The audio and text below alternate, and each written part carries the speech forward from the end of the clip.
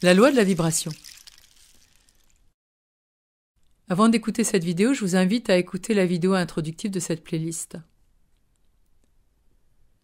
Dans l'univers, tout est vibration. Dit autrement, tout est forme d'énergie, plus ou moins dense.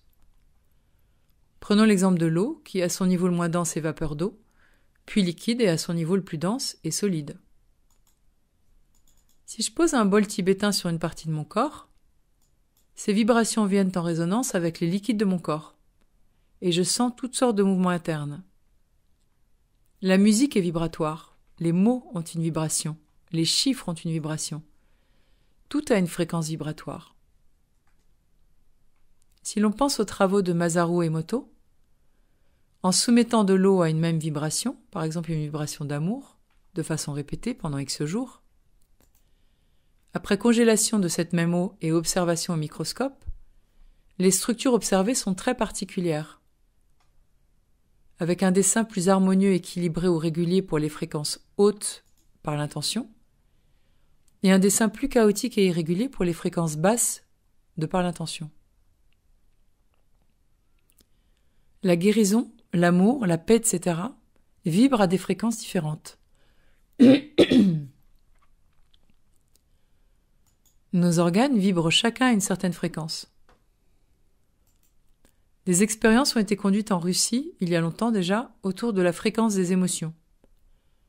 En envoyant dans une salle de banquet la fréquence de la colère, en moins d'une demi-heure, le repas tourne à la bagarre. Un autre exemple, des scientifiques ont voulu étudier la fréquence qu'on retrouve partout dans le cosmos, c'est le fameux Om. Si j'écoute une musique avec des paroles violentes, je laisse entrer cette vibration en moi, par l'intermédiaire des liquides de mon corps. Si j'écoute une personne déverser des poubelles émotionnelles sur moi, je laisse entrer des vibrations de peur ou de colère en moi.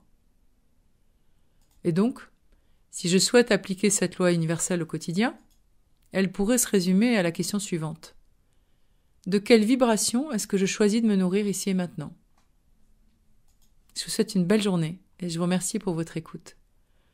Et n'oubliez pas, il suffit d'1 seconde pour changer sa vie.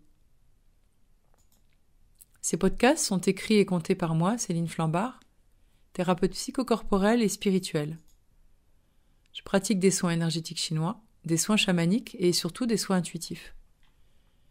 Et je transmets mes connaissances en santé holistique à travers des ateliers, des conférences, des rencontres et des partages.